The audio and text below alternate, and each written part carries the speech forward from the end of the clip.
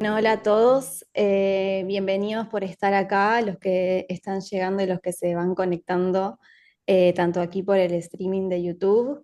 Bueno, me presento en primer lugar, mi nombre es Martina Iturria y soy asistente en comunicaciones de la Científica Medical Network en español.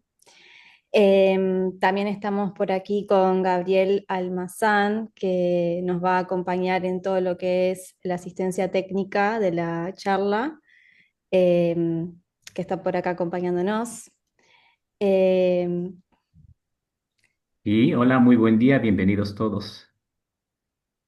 Bienvenido, Gabriel. Y bueno, ahora le voy a pasar la palabra a Natalia, que es líder de la Científica Medical Network en español y que les va a presentar a nuestro próximo orador del día de hoy. Gracias, Martina. Bueno, les doy la bienvenida al evento Reencarnación, qué señales hay en la historia, las tradiciones y la ciencia moderna. Hoy nuestro invitado súper especial es Vicente Merlo. Bienvenido, Vicente. Muchas gracias. Muchas gracias a vosotros, Natalia. Bueno, entonces yo daré una pequeña introducción de Vicente. Su nombre completo es Vicente Merle Lillo, es doctor en filosofía, es socio fundador de la Sociedad de Estudios Índicos y Orientales, así como de la Asociación Transpersonal Española. Ha sido presidente de la Comunidad Internacional Sri Aurobindo Mirra. De hecho, vivió varios años en la India, estuvo en contacto directo con toda la filosofía de Sri Aurobindo, que es uno de los grandes místicos a nivel mundial. Actualmente, Vicente es presidente de la Asociación Akasha en Barcelona, ha publicado muchísimos libros, 26 libros, entre ellos mencionaré solo algunos, como Buscadores de Sentido, la Guía del Explorador Psicoespiritual, el Yoga Integral de Sri Aurobindo, Filosofía, Psicología y Práctica, eh, Eres Inmortal, Experiencias cercanas a la muerte y un mapa del más allá.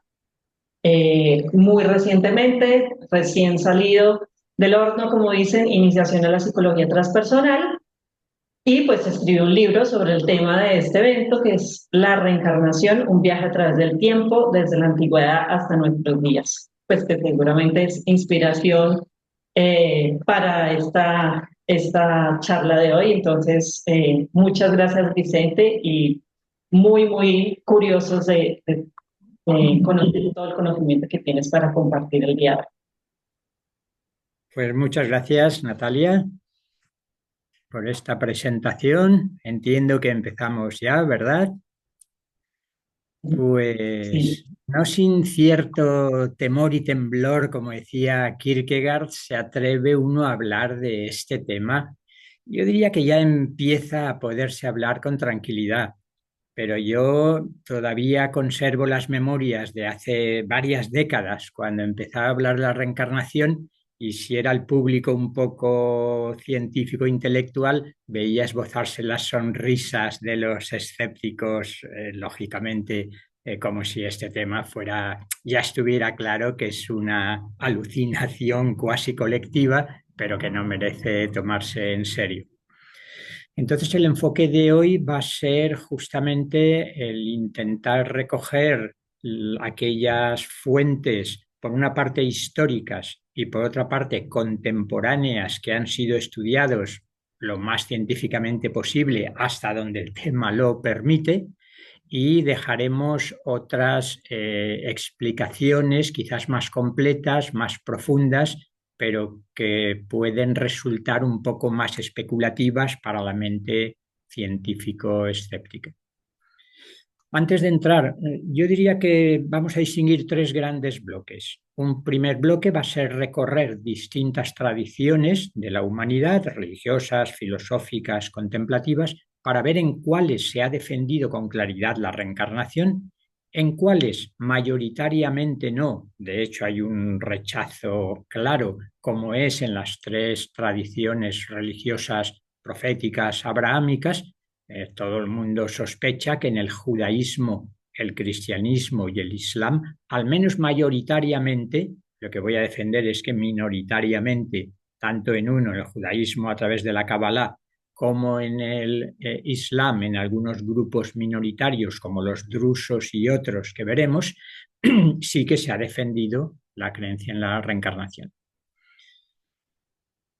Después, el segundo gran bloque será el que científicamente ha sido más aceptado y son los estudios, sobre todo de Jan Stevenson, el psiquiatra que dedicó buena parte de su vida a estudiar casos de niños que recuerdan espontáneamente, sin técnicas hipnóticas ni nada por el estilo, vidas anteriores.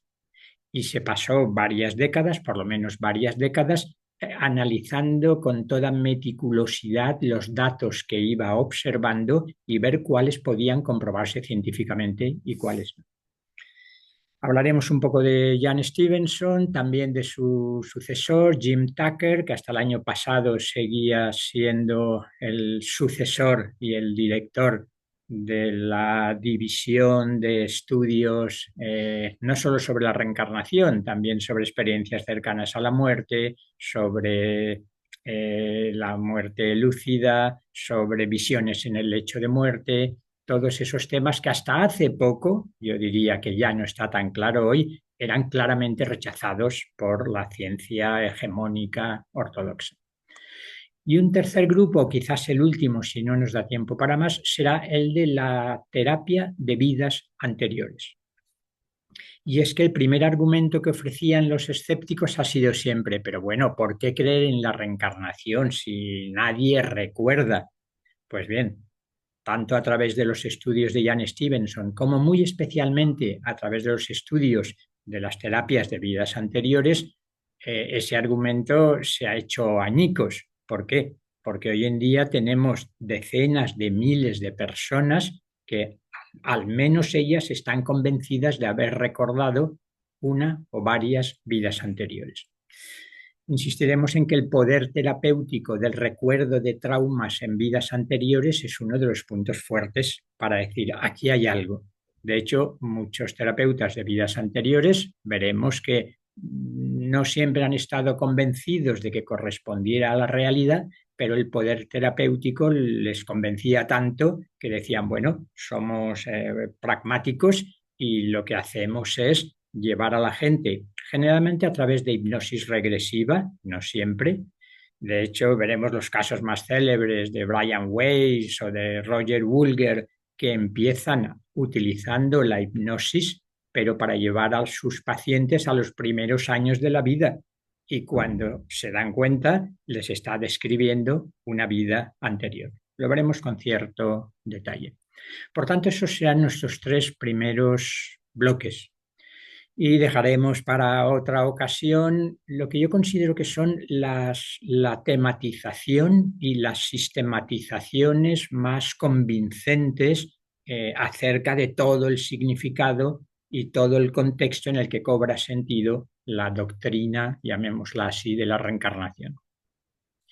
Si tuviera que seleccionar tres pilares en los que probablemente no entraremos, o tan solo muy brevemente, si en el diálogo surge, yo diría que ya en el mundo contemporáneo, si se me permite comenzar el mundo contemporáneo a mediados finales del siglo XIX, Rudolf Steiner, el fundador de la antroposofía, sería uno de lo que a mí me gusta llamar investigadores esotéricos que más ha sistematizado el sentido y los detalles de la reencarnación, presuntamente por experiencia personal a través de lo que voy a llamar métodos de investigación esotéricos que obviamente no son aceptados por la ciencia.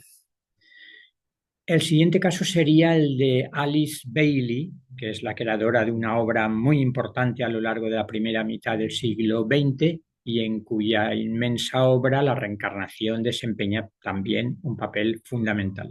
Alice Bailey se puede considerar un poco como continuadora, no sin cierta ruptura, de la teosofía de Elena Petrovna Blavatsky, pero tiene todo el sentido por sí sola. Y un tercero y último que destacaría es justamente el caso de Sri Aurobindo, este filósofo, yogi, poeta, revolucionario político, este hombre del renacimiento de la India, podríamos decir, que también en el siglo XX, hasta 1950, que muere, aparte de toda su inmensa obra, ha dedicado un suficiente espacio a justificar la reencarnación. Vale, pues si os parece voy a compartir ya, viendo ese recorrido necesariamente breve por distintas tradiciones, y nos detendremos en los puntos más significativos. Vamos allá. Creo que se ve bien así, ¿verdad? Sí. Bueno, yo lo primero que plantearía es las distintas concepciones que encontramos acerca de qué ocurre tras la muerte. Y esta ha sido la clasificación que se me ha ocurrido para resumir. Vaya por delante que obviamente la terminología que empleo trata de ser descriptiva y en ningún caso crítica ni despectiva, porque ya sabemos que para algunos decir materialismo es casi un insulto, mientras que para otros es decir, yo tengo el único conocimiento válido. Por tanto, una concepción materialista humanista podemos llamar, que va relacionada con cierto ateísmo, en ocasiones, no necesariamente siempre, con una actitud que termina desembocando en un nihilismo. Aunque no ha sido la más frecuente, muchas veces se olvida que el predominio de esta concepción materialista comienza pues hace 3 siglos, no más, prácticamente desde la Ilustración, y si se me fuerza desde mediados del XIX, no mucho antes, pues es la dominante. Yo no sé si decir hasta hoy o hasta ayer.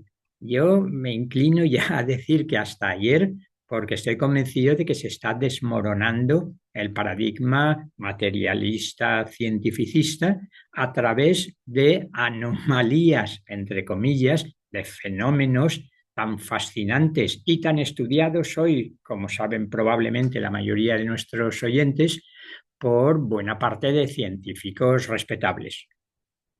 No solo la reencarnación, ni en primer lugar, muy especialmente las experiencias cercanas a la muerte, yo creo que están siendo una puerta de entrada a la deconstrucción, si se me permite, de la vigencia de ese paradigma naturalista, fisicalista, biologista, pero bueno, lejos de mí no tratar con todo el respeto y el rigor que merece esta concepción y de agradecer los avances que la ciencia nos ha proporcionado. Pero en lo que nos ocupa, esta concepción lo que dice es, señores, olvídense ustedes, pierdan toda esperanza porque después de la muerte para el ser humano no hay nada significativo. Digo significativo porque hay aquella idea de nada se crea ni se destruye, todo se transforma, de poco nos sirve cuando se trata de preguntarnos si hay una esencia, entre todas las comillas que se quiera, del ser humano que sobrevive a la muerte.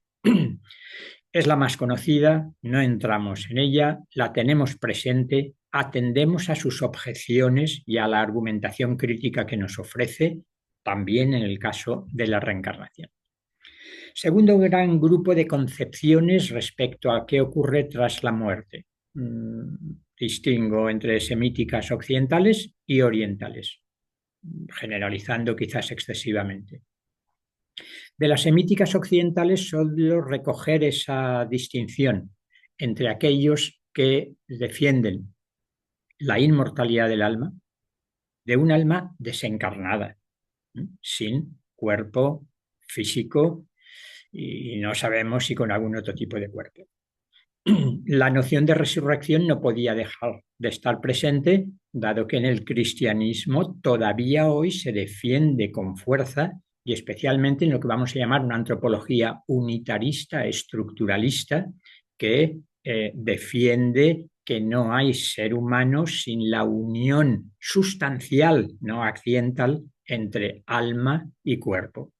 Por tanto, con expectativas, yo creo que poco científicas en este caso, la resurrección, si se entiende en el cuerpo físico en el que hemos vivido, la única vida que se supone que vivimos en la mayor parte del cristianismo, pues la verdad es que resulta un poco difícil de aceptar. a menos que sea como un dogma religioso.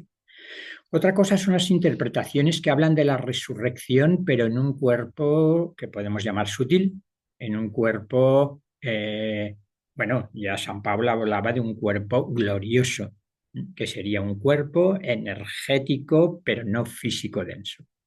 Ahí tenemos, sin entrar en detalles, esas posibilidades.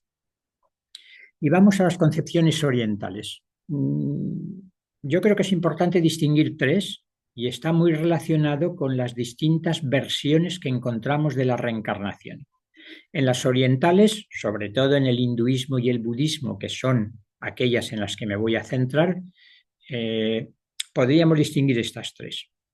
Dentro del budismo, no es cuestión tampoco, supongo, de entrar en detalle en el budismo, pero sabéis que la doctrina que según el propio budismo constituye la especificidad más propia de su tradición es el Anatmavada, la doctrina que niega la existencia de lo que en la India upanishádica, prebudista, era el Atman. Es cierto que el Atman se puede interpretar como alma individual o mayoritariamente en lo que vamos a llamar en el punto 3.2 el Vedanta no dualista como una especie de superalma supraindividual. Pero en cualquier caso, en el budismo, si no hay un yo, si no hay lo que me gustaría llamar con terminología un poco más filosófica que religiosa, un sujeto sustancial, el sentido de la reencarnación, o como ellos prefieren denominar, del renacimiento, para muchos resulta dudoso. No sé si se entiende. Luego, si queréis, cuando lleguemos al budismo, lo recogemos o en las preguntas, pero intentando sintetizar al máximo, la idea sería, si aceptamos, como es frecuente, como es casi... No diría que hay unanimidad, ilustres budistas defienden que justamente esa postura, esa actitud apofática de Siddhartha Gautama, el despierto, el iluminado, de no hablar de estas cuestiones metafísicas, deja la puerta abierta a que tras las apariencias no se niegue la existencia de un yo espiritual, obviamente, no de un ego psicológico. Pero muy mayoritariamente tendríamos que decir que si por una parte se habla de renacimiento, no hay alma ni sujeto sustancial que reencarne. No hay un yo. Pero entonces, ¿cómo se entiende?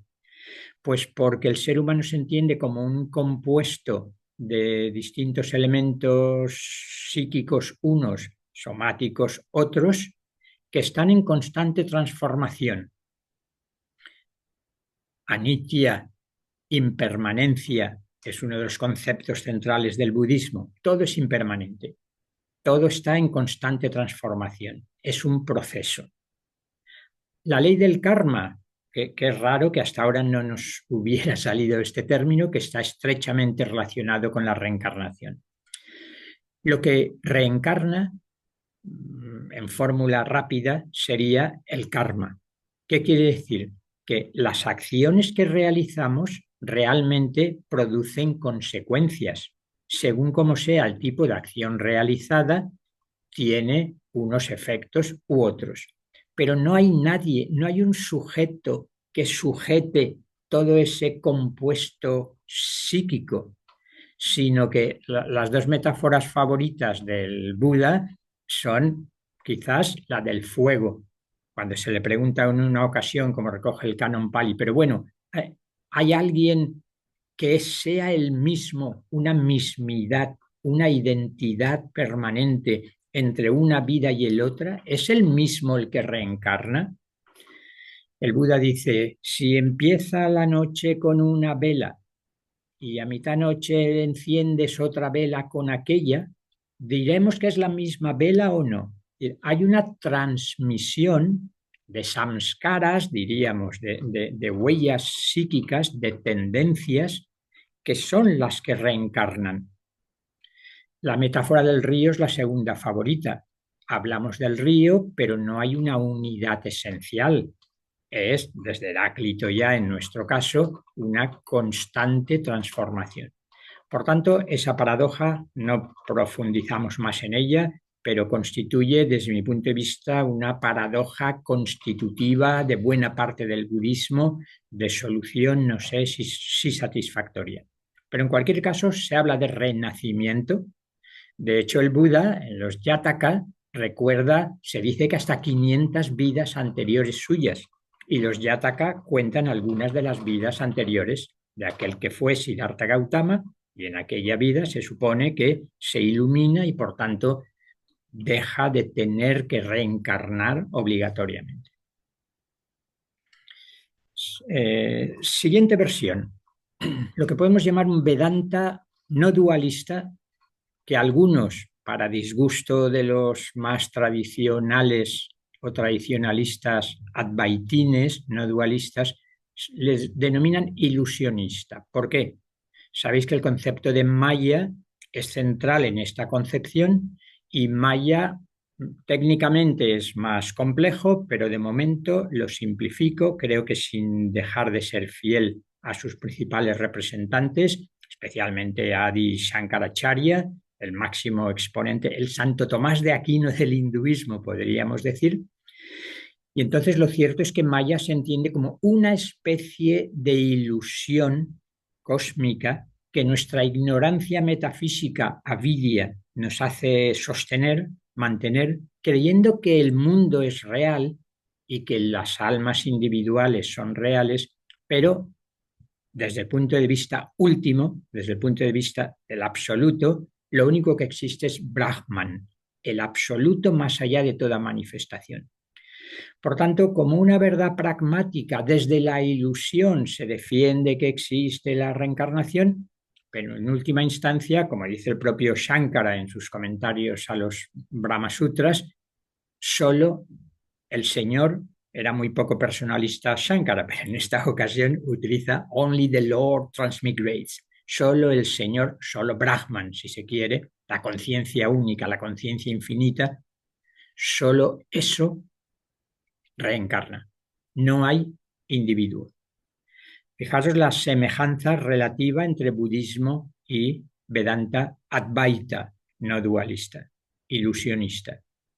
La gran diferencia sería que en el Vedanta no dualista somos desde siempre y para siempre el Brahman eterno y por tanto la iluminación o la liberación, moksha mukti, consiste en redescubrir, reconocer que nosotros somos solo el propio Brahman, el uno sin segundo, ekam evat vitiyam. No hay más que esa supraconciencia, con término que hoy les gusta a algunos, esa supraconciencia que es supraindividual y se está expresando a través de múltiples formas, pero ilusorias, pasajeras, en ese sentido como el budismo. Tercer y último enfoque de la reencarnación en las concepciones orientales dentro de, yo creo que aquí podemos incluir dos tradiciones índicas, como son no solo el hinduismo, sino el jainismo. El jainismo es menos conocido, pero la verdad es que ha profundizado más en la idea del karma y de la reencarnación, incluso que el hinduismo y el budismo. Lo que llamo el hinduismo realista, y yo diría que es el hinduismo mayoritario, a pesar del prestigio que desde el siglo XIX, no antes, y en Occidente, entre buena parte de los brahmanes ortodoxos del hinduismo y los primeros orientalistas que quisieron destacar las diferencias del hinduismo con el cristianismo, y entonces dijeron, bueno, mucha gente sigue creyendo lo que aquellos dijeron, que la esencia del hinduismo es el Vedanta y que la esencia del Vedanta es el Vedanta Advaita, no dualista, donde, como acabamos de decir, nada de alma individual ni de sujeto sustancial que permanezca. Después de la muerte, quizás sí, pero sigue siendo parte de la ilusión porque todo el mundo manifestado, por muchas dimensiones que le echemos, sería parte de Maya, de esa ilusión. Mientras que en lo que llamo aquí hinduismo realista, que se encuentra, se puede interpretar de distintas maneras, pero en las Upanishads, en la Bhagavad Gita, probablemente los dos textos más influyentes de todo el hinduismo, y después en autores tan importantes como Ramanuja o Chaitanya o Madhva o Sri Aurobindo en el mundo contemporáneo, el mundo sí que es real. Es más, se va a concebir como la expresión, como la emanación, podríamos decir, del propio Brahman. Yo diría que solo aquí la reencarnación va en serio y es tanto teóricamente como prácticamente y éticamente una pieza clave en toda la concepción del mundo y en toda la antropología que se deriva de esa visión. Después he añadido, pero es lo que hoy ya no llegaremos a ver, distintas concepciones esotéricas y aquí, aparte de Alice Bailey y Rudolf Steiner, entraría Edgar Cayce, aunque sea por ser el vidente, por llamarlo de alguna manera, más conocido durante mucho tiempo, pero hoy dejaremos de lado esa visión. Vale, vamos a pasar a ver cuál es, dar una primera idea de lo que podríamos llamar el contenido esencial de la doctrina de la reencarnación o renacimiento que yo voy a presentar como la que me parece más coherente, intentando no olvidar las diferencias y trataremos de señalarlas, pero en última instancia presentando lo que personalmente considero que es la visión más coherente de la reencarnación, que diría que comparten Upanishads, Bhagavad Gita, Ramanuja, Sri Aurobindo, la teosofía y la antroposofía, Edgar Cayce y otros muchos, algunos de los cuales quizás aparecen al final. Dicho de manera sintética, telegramática, en el diálogo cabe desarrollar algunos de ellos más para entrar ya en los tres bloques principales. Primero, frente a la concepción materialista, donde el ser humano es fundamentalmente un animal producto de la evolución biológica, de la evolución de las especies, y por tanto no hay alma espiritual y al morir termina todo aquello que merezca denominarse ser humano. Frente a esa concepción, en la concepción reencarnacionista, el ser humano se concibe fundamentalmente como un alma espiritual, podemos denominar, que se está expresando a través de un cuerpo humano. Una de las ideas que me gustaría que quedase clara, porque creo que sigue estando en la mente de muchos, es que la reencarnación es una idea rara, exótica, solo propio de allí, de los orientales. No, señores, en las raíces de la cultura griega lo vamos a ver en los órficos, en los pitagóricos, en Platón, el maestro de pensar por excelencia durante al menos 20 siglos o más. Por tanto, respecto a la antropología, el ser humano es esencialmente un alma espiritual que en algunas ocasiones se expresa a través de un cuerpo humano. Si esto respecto a la antropología, respecto al que podríamos llamar la cosmología, en todos los casos se habla de un cosmos multidimensional. Yo diría que mayoritariamente septenario, está en los Vedas, está en Sri Aurobindo, está en Alice Bailey, está en Rudolf Steiner, pero bueno, hoy sabemos que hablando de dimensiones se nos pierde el límite. Claro, si es un alma que se puede unir en determinadas ocasiones y en determinados momentos a un cuerpo biológico, eso quiere decir que cuando no está produciéndose esa unión, el alma vive en otro mundo, en otro plano, en otro nivel de la existencia, en otra dimensión de la realidad. ¿Qué dimensiones? No entro en las 7, pero el mundo físico al que corresponde el cuerpo físico sería la dimensión que conocemos. Después podríamos hablar de un mundo astral, término que no me gusta mucho, pero es muy frecuente, o el plano emocional. Después habría un plano mental. Véase cómo la constitución del ser humano, antropológicamente hablando, corresponde a la constitución del cosmos multidimensional. Nuestro cuerpo pertenece al plano físico, nuestras emociones, que se constituyen también, se configuran como una especie de cuerpo sutil, tienen su lugar propio en el plano o dimensión astral o emocional.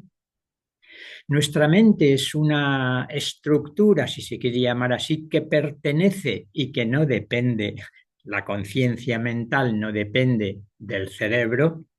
Quizás habrá ocasión de matizar la teoría del filtro que desde William James y Frederick Myers y que ahora están resucitando todos los que estudian las experiencias cercanas a la muerte y se dan cuenta de que la conciencia no parece depender del cerebro como el paradigma dominante nos tenía acostumbrados a creer. El plano mental y después, simplificando mucho, digamos que estaría el plano anímico.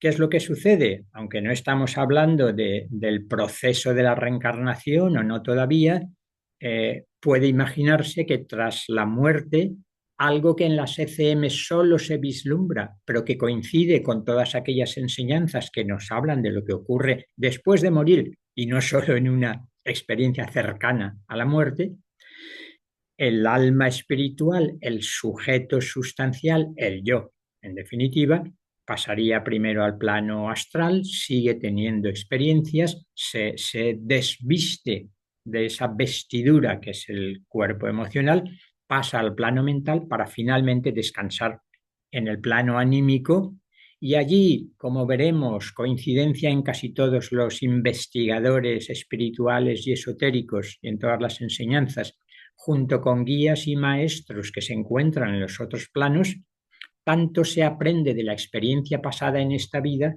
como empieza a programarse cómo va a ser la vida siguiente y qué karma, vamos a la ley del karma, nos proponemos quemar, saldar o limpiar si es que nos queda karma.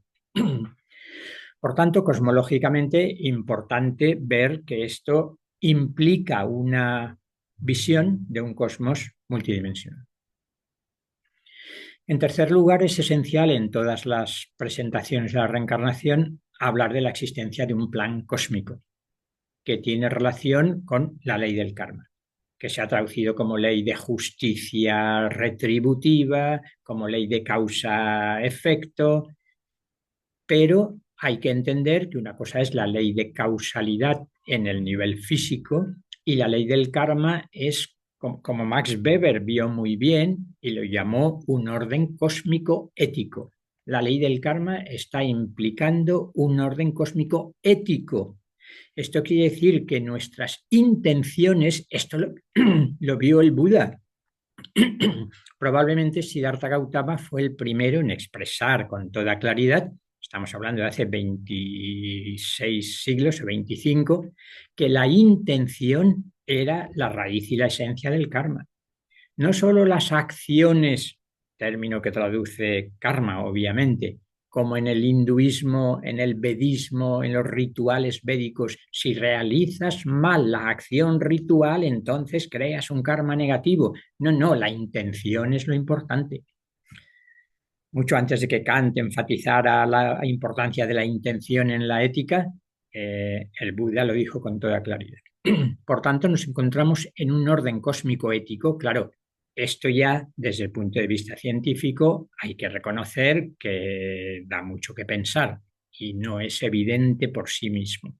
Pero en cuanto a concepción del mundo, filosófica, metafísica, en el buen sentido de la palabra, si se quiere, estamos viendo que se defiende que hay un orden y una justicia. Y ahí es donde encaja la ley del karma, porque habrá un dharma, una especie de ley fundamental, y cuando uno transgrede el dharma se crea un karma negativo. Todo como parte de un aprendizaje evolutivo. Atención a esta idea que me parece fundamental. No sé si nos va a dar tiempo a ver muchas de las presentaciones de la ley del karma unida a la reencarnación, pero en demasiadas ocasiones se ha presentado de manera muy infantil. Van a insistir en esto Rudolf Steiner, Alice Bailey y Sri Aurobindo, los tres que he recogido como principales sistematizadores del sentido del karma y la reencarnación. La presentación infantil un poco mecánica, casi un poco la ley del ojo por ojo, diente por diente, es que si uno tiene una enfermedad en esta vida es porque en alguna vida anterior habrá hecho algo muy malo. No, señores, la ley del karma, al menos como yo la voy a presentar y como la presentan todos aquellos que constituirían esta versión que estoy explicando, no es una ley mecánica. Es un procedimiento utilizado por la sabiduría amorosa que rige el universo y que ha creado este orden cósmico ético. Por tanto, es perfectamente flexible. Por ejemplo, en cierta terminología, la ley del karma no excluiría acciones de la gracia con mayúscula. Bueno, dejémoslo ahí. Cuarto punto. Bueno, ¿y cómo se gestiona toda esta complejidad que empieza a aparecer? Pues porque, aparte de los seres humanos, habría otros muchos seres inteligentes justamente en esas dimensiones. Esto a ninguna religión le es ajeno, aunque sean religiones exotéricas. En el cristianismo, que quizás es la que más conocemos muchos, pues están las 7 jerarquías espirituales, ¿no? Los ángeles, los arcángeles, los querubines, los serafines, los tronos, las potestades, etcétera. Pues bien, aquí concretamente algunas de esas jerarquías espirituales, denominadas en ocasiones los señores del karma, en las tradiciones más orientales, o los ángeles del destino, en tradiciones más occidentales, estarían gestionando. Hoy casi uno siente la tentación de decir ayudados por sus ordenadores cuánticos, ¿no? Pero con ordenadores cuánticos o sin ellos habría, gracias a los registros akáshicos, donde queda grabado todo lo que ha ocurrido, estos señores del karma van, digamos, distribuyendo el karma de las personas. Y último punto que me interesa señalar, el sentido de la evolución espiritual. Claro, el evolucionismo nos suena todavía demasiado solo a Darwin y todo el neodarwinismo, pero quizás coincidiendo con el auge del evolucionismo biológico o biologista, empieza a expresarse un evolucionismo espiritual en el que el karma y las diversas vidas que se viven tienen un sentido evolutivo, es una escuela para ir aprendiendo y en el mejor de los casos, fijaros lo que yo creo que es uno de los signos de nuestro tiempo, es que aquella idea de que la meta última era la liberación, como dice el hinduismo tradicional, moksha mukti, para finalmente liberarnos de la carga, del karma, del samsara, ya no es la meta última. Al menos la visión que yo comparto y suele estar presente en quienes he mencionado ya más de una vez, es que hay un sentido en toda esta evolución que ocurre a lo largo de muchas vidas y la libertad es irrenunciable. No puede aceptarse un determinismo rígido, estricto, sino que la libertad sería esencial en el caso del ser humano. Bueno, es que podríamos decir que hablar del karma en serio y de un orden cósmico ético donde la justicia rige no es posible sin la libertad, no tiene sentido. Disculpad que esta garganta.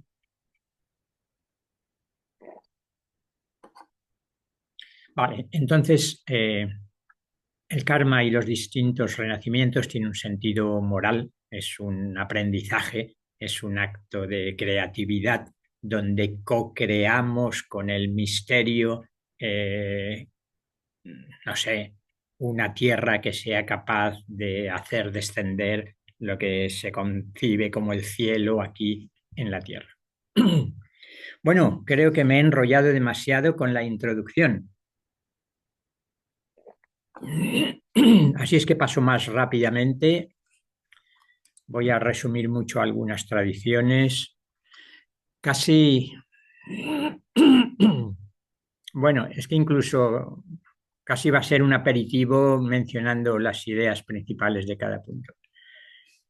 Quizás no vamos a ver en qué cantidad de sociedades tribales, entre comillas, estoy pensando en el primer texto que iba a pasar, que es de James Fraser, cuando todavía se hablaba de tribus primitivas y todo aquello que nos perdonen y les perdonen los etnólogos y antropólogos sociales y hasta culturales actuales, pero en la mayoría de las tribus africanas se ha defendido la reencarnación. Los yorubas son un ejemplo entre muchos. En los aborígenes de Australia, en los esquimales, en los druidas con toda claridad. Hay muchos textos en el PowerPoint, pero no los vamos a ver probablemente. La cuestión del Egipto antiguo.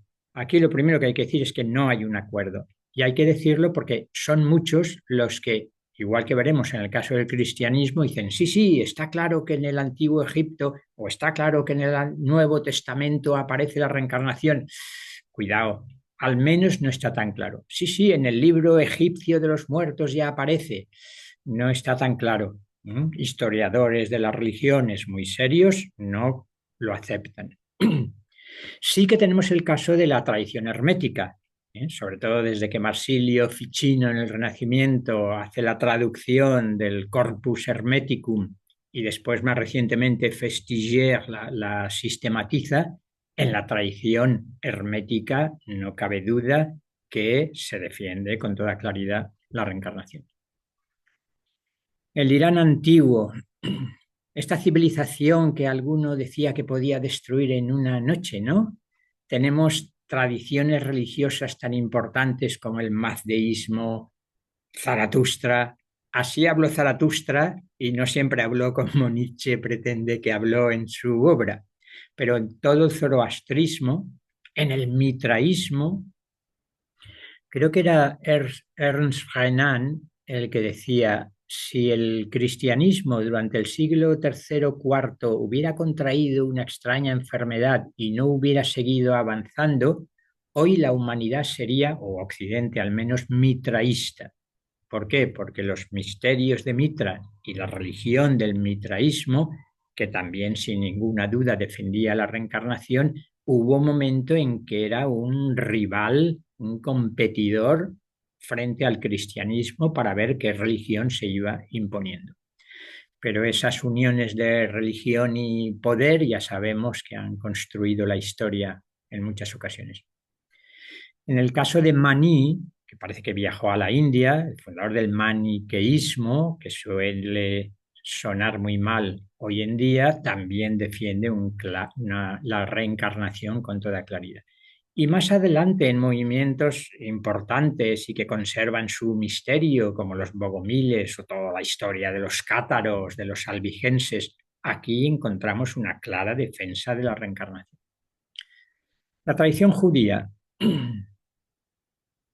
Primer ejemplo del que tendríamos que decir, mayoritariamente el judaísmo ha rechazado la reencarnación. Pero en cuanto entramos en la Cábala, en el Zohar y en el movimiento hasidista, en el hasidismo ya del siglo XVIII, la defensa de la existencia de la reencarnación está con toda claridad. Vale, recojo algunas ideas por si no nos da tiempo a verlo en detalle. En la tradición griega, aquí hay menos dudas. Lo que pasa es que viene bien ver lo que las lecturas modernas de Platón han hecho. Terminar pasando por alto la importancia que la reencarnación tiene en Platón. No se entiende Platón de ningún modo si no es por su más que declarada creencia en la reencarnación. Incluso, como sabéis, porque lo suelen citar todos los investigadores de las ECM, incluso en el mito del armenio, que cuenta en el último libro de la República, tenemos una preciosa experiencia cercana a la muerte. Pero en República, en Fedón, en Fedro, toda la concepción platónica solo tiene sentido con la idea del renacimiento. Los órficos y los pitagóricos también. Los Pitágoras dijo, y está recogido entre los historiógrafos más reconocidos, 4 o 5 vidas suyas dio el nombre de quién había sido. Aquí tengo algún texto que se interesa especialmente y lo recogemos luego. En el caso de Platón, fijaros que cuando hablamos de una antropología reencarnacionista, Platón es representante ilustre, sin necesidad de irnos a la India. Y el hogar natal de las almas es el cosmos noetos, el mundo inteligible, el mundo de las ideas o de las formas, como se quiere traducir a veces. Y cuando Platón dice, el alma antes de nacer ha contemplado todas las verdades eternas, que son las ideas platónicas, y por tanto las puede reconocer. Y de ahí la teoría de la reminiscencia en Platón. Conocer es recordar. Recordar porque hemos visto las verdades eternas en los períodos entre vidas, de los que quizás tendremos que hablar luego. Por tanto, en buena parte de la tradición griega, fuera de toda duda, y nos vamos a la tradición cristiana. Bueno, esto merecería una sesión por sí sola, porque han dado muchas razones. Sabéis que desde que algunos gnósticos en el gnosticismo, si antes hablábamos de los competidores del mitraísmo, con la gnosis de los primeros siglos del cristianismo encontramos algo parecido. Y entonces salen algunos apologetas o apologistas de los padres de la Iglesia criticando a quienes defienden la reencarnación. Dejadme que muy brevemente, porque ya veo por el tiempo que no vamos a leer demasiados textos, ni mucho menos. Hay muchos que defienden que en los evangelios está. Dejadme que recoja los dos momentos cruciales que muchos conoceréis. Uno es cuando se dice, Maestro, le preguntan a Jesús, el Cristo, ¿quién pecó, él o sus padres? Y entonces los reencarnacionistas se frotan las manos y dicen, ¿ven ustedes cómo está defendiendo la reencarnación? Sino qué sentido tiene que le pregunten si pecó él, si acaba de nacer. ¿Cuál es la respuesta? Ni él ni sus padres, sino que nace ciego para que se exprese a través de él la gloria del Señor, la gloria de Dios. Respuesta suficientemente ambigua para que los reencarnacionistas quieran decir que se encuentra y la mayoría que no. El segundo caso es el de Juan el Bautista, que si recordáis se suponía, corría por aquella época el que era Elías, el profeta que había vuelto. Pero como John Hick, que es un teólogo protestante, que es de los que ha estudiado muy bien la reencarnación y Oriente, el hinduismo y el budismo, yo compartiría el enfoque de John Hick, que consiste en decir, no es imposible que se estuviera manejando la idea de la reencarnación, pero desde luego no es una evidencia de que en el Nuevo Testamento se esté defendiendo la reencarnación. No lo desarrollamos mucho, pero ahí está. La tradición islámica, lo que ya había insinuado, hay un rechazo general en todo el Islam, como en el cristianismo y el judaísmo, pero están esas excepciones que había mencionado. Los drusos, por una parte. De hecho, cuando Jan Stevenson analiza con todo cuidado algunos de los casos de niños, uno o dos de ellos pertenecían a la comunidad drusa. Y luego hay un grupo en el siglo XX con un maestro, Nur Ali Elahi, relativamente reciente, cuyo hijo escribió todo un libro recogiendo las enseñanzas de su padre en el que la reencarnación desempeñaba un papel fundamental, incluso entrando en detalles como veremos o deberíamos haber visto o podríamos haber visto en el caso de la terapia de vidas anteriores, pregunta que todo el mundo se hace, vale, si eso es así, ¿en qué momento se une el alma con el cuerpo? Pues hasta esos detalles los recoge Nur Ali Elahi dentro del Islam, con el rechazo del resto del Islam, obviamente, pero como grupo significativo. En la tradición hindú, pues creo que en los tiempos que corren no digo nada. La tradición budista tampoco, porque he señalado lo mínimo. Claro, y los bardos del bardo Todol, del libro tibetano de los muertos, no está describiendo Padmasambhava probablemente que se pasa por las distintas dimensiones y en el bardo del Dharmata, de la vacuidad luminosa, si uno se identifica con ella, deja de tener que verse obligado a reencarnar. Pues nos está hablando de la reencarnación. Y los tulkus, tanto lama reencarnado que ha llegado a Occidente y que conocemos, sí, pero no es nada más que la corriente de conciencia, el río de la conciencia, y no hay nadie detrás de esa corriente. Si la misma corriente que estuvo en un lama anterior, ahora modificada pero en parte siendo la misma, como la llama que ha encendido otra llama, aparece como este lama. Otra cosa sería el Dalai Lama, que como sabéis supone que es la encarnación de Avalokiteshvara, el bodhisattva celestial de la compasión.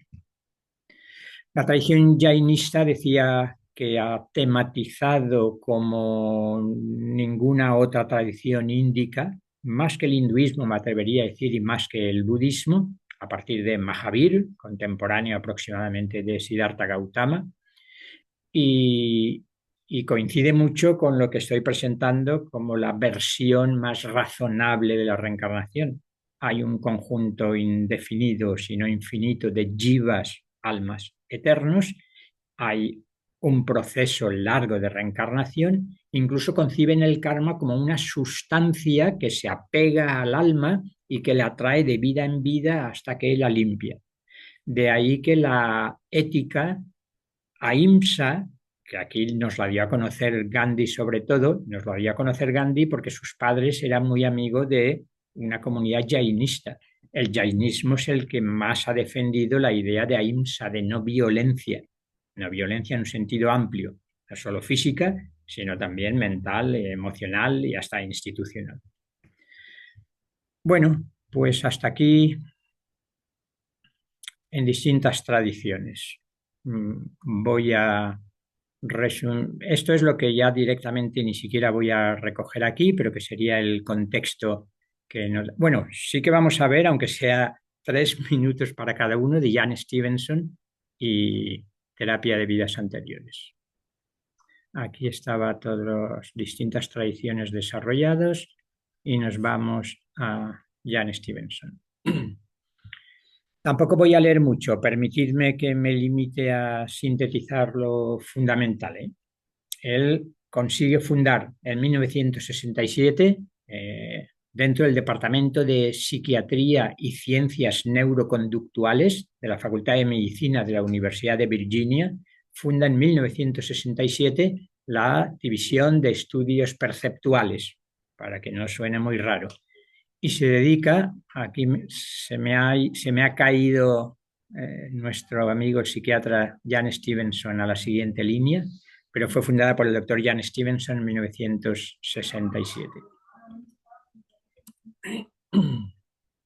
Y bueno, decía antes ya que se pasa la vida estudiando a niños entre 2 y 5 años, entre 2 y 5 años, difícilmente con influencias especialmente marcadoras.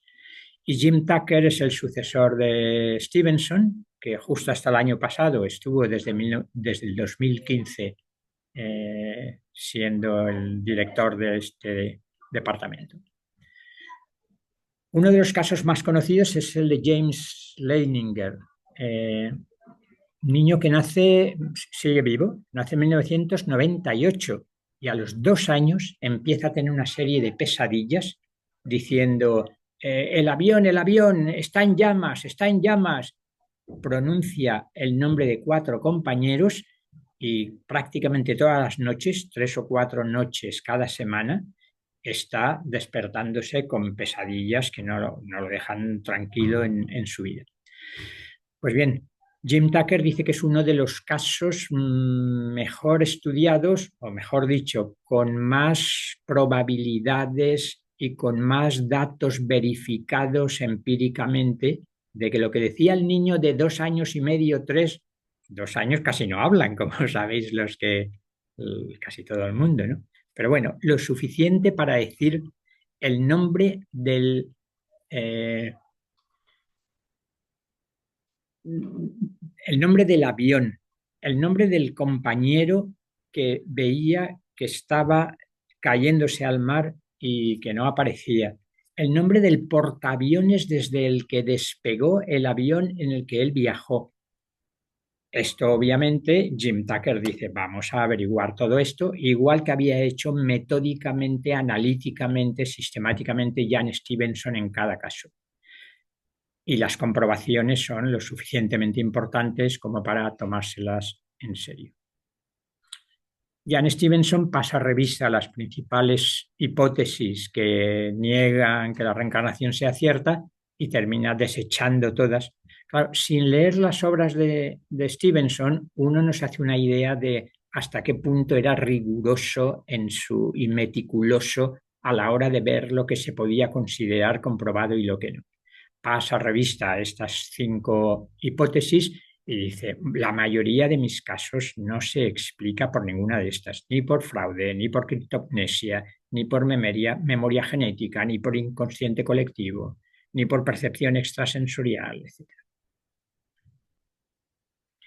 Vale, Jan Stevenson dejó una propuesta de investigación científica, que es lo que ha seguido Jim Tucker y otros muchos, y es el observar los distintos esquemas de la personalidad. Permitirme que me centre de estos 3 en el que se ha hecho más famoso, que es el último, porque el último libro, creo que es el último que publicó Jan Stevenson, es el de Biología y Reencarnación, porque había empezado a comprobar que en muchos casos coincidían determinadas marcas de nacimiento con el tipo de muerte traumática que había tenido lugar, que el niño a los 3 o 4 años describía. Claro, esto es muy sospechoso. Los esquemas de comportamiento son las habilidades. Aquí Mozart, para alegría de los mozartianos, siempre está presente, pero ¿cómo es posible que Mozart componga a los 4 años lo que compuso? Hay habilidades que parecen heredarse, pero no por genética biológica, sino por genética anímica, podríamos decir. Bueno, importante Jan Stevenson. Nos quedan 2 minutos para la hora. Propongo decir algo, dejamos los análisis de casos y vamos a terapias de vidas anteriores. De todas maneras, Vicente, somos flexibles, o sea, tranquilo, si querías al menos un caso, puedes abordarlo y nos prolongamos un poquito, no hay problema. Sí, bueno, casi en ese caso me tomo en vez de 2, 7, 8 minutos y desarrollo mínimamente algo de las terapias de vidas anteriores, ¿vale?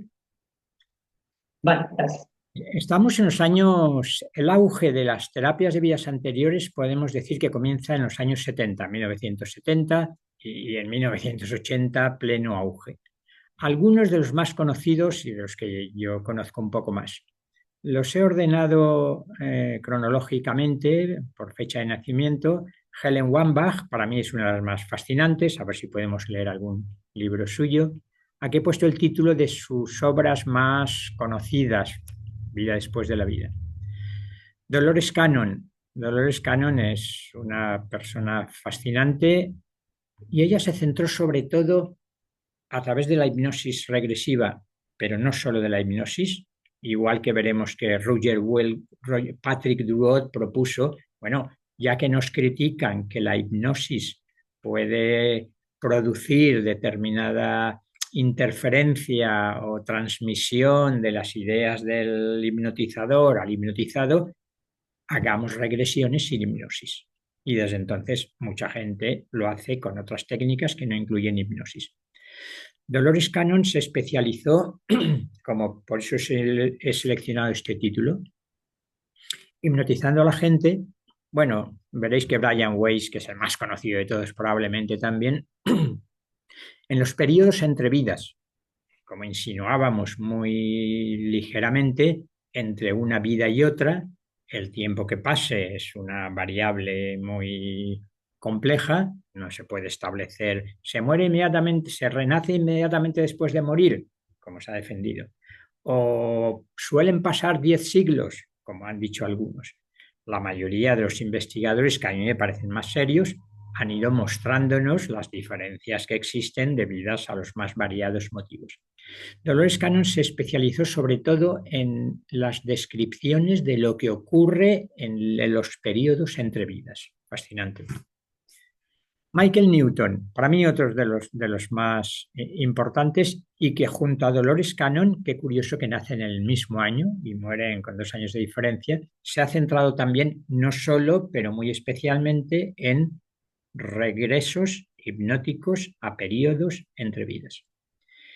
Claro, cada uno va a tener una lista de sus casos, en ocasiones más de 1000 casos, y empiezan a aparecer tales coincidencias significativas que empieza a ser sospechoso.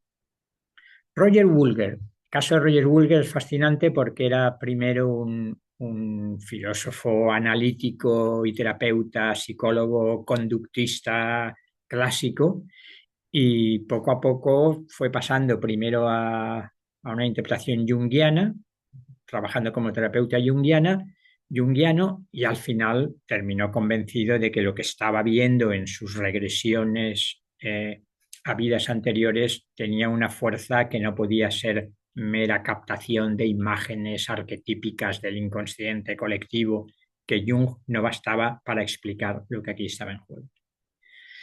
Brian Weiss yo creo que para muchos será el más conocido, y es también un caso paradigmático en el sentido de ser psiquiatra y terapeuta cognitivo-conductual o solo conductual, hasta que se le aparece el famoso caso Catherine, que es al que le dedica su obra primera, Muchas vidas, muchos maestros, y como decía antes, y es un lugar común, primero estuvo 18 sesiones haciéndole terapia tradicional, digamos.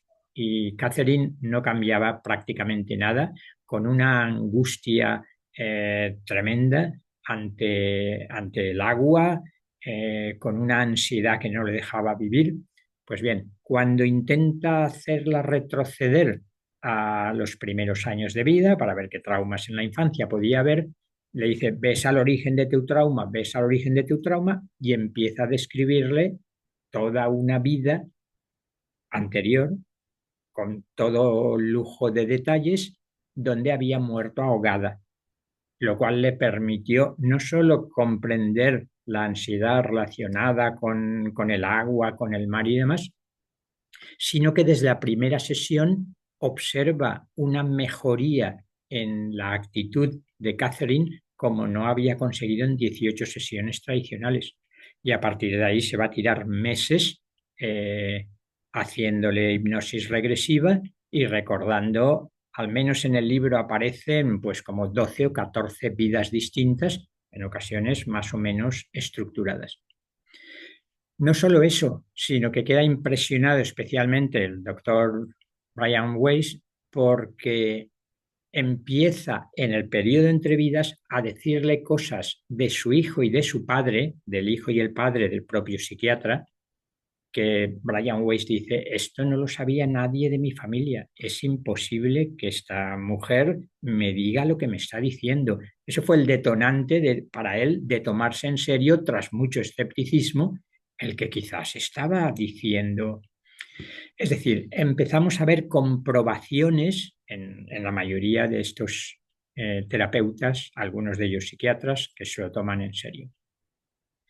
Patrick Druot es otro de los que yo diría que junto a Roger Woolger tiene una tematización más amplia y más coherente de las vidas anteriores, porque no está he dejado fuera a algunos más, pero no importa. No todos sistematizan con coherencia la cuestión de las vidas anteriores. Edith Fiore, por ejemplo, que son todas las primeras, dice, yo no estoy segura, ni me interesa demasiado, pero sí que os aseguro que el 90% de los pacientes suelen coincidir en esto, la mayoría entran en hipnosis regresiva a vidas anteriores sin demasiadas dificultades.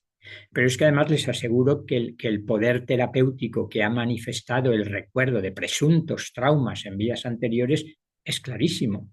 Lo mismo que he dicho en Weiss lo repiten una y otra vez todos ellos. Aquí he querido recoger dos hispanoparlantes, uno es español, Juan José López Martínez, y otro es José Luis Cabouli, que es argentino, y los dos tienen también una larga experiencia en vidas anteriores. Vale, pues yo casi lo dejaría aquí, consciente de que hemos tenido que sintetizar mucho, pero espero que haya dado suficiente pie a un diálogo enriquecedor. Va, dejadme que termine contándoos el curioso caso de Raymond Moody, a quien conoceréis, porque fue el pionero en 1975 de su primer estudio sobre experiencias cercanas a la muerte. Y sabéis que aparte de psiquiatra, era filósofo y era cristiano y de vidas anteriores nada.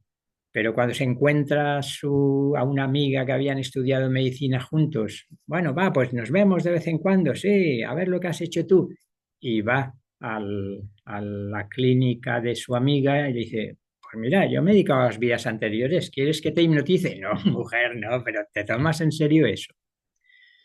Se sentó, no sé si diván, camilla o qué, pero lo impresionado que quedaría el Moody psiquiatra ortodoxo, filósofo riguroso y cristiano al decir que recordó 9 vidas suyas anteriores y no le cabía ninguna duda de que era él mismo, aunque estuviera en cuerpos distintos.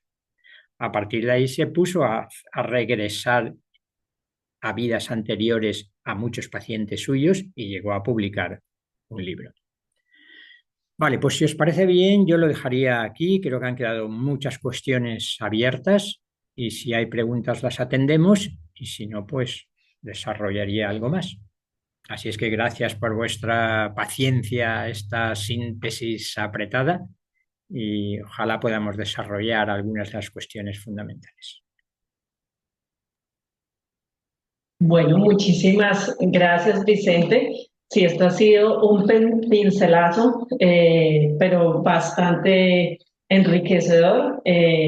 Realmente yo no sabía la gran mayoría de todas las temáticas que abordaste. Me encanta, me encanta, me encanta. Y pues bueno, entonces vamos a abrir el espacio para preguntas. Les recuerdo la dinámica. Pueden levantar la mano virtual en la sección de reacciones. Ahí está la opción de levantar la mano o también pueden escribir en el chat para los que están siguiendo la transmisión en YouTube. También pueden escribir en el chat en YouTube que tendremos en cuenta también sus preguntas.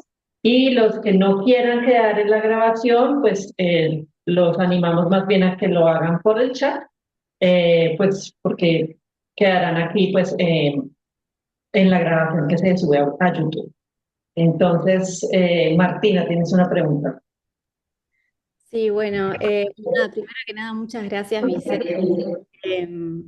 Me encantó la charla, me parece que está buenísimo cómo pudiste como traer este pantallazo que hiciste este recorrido.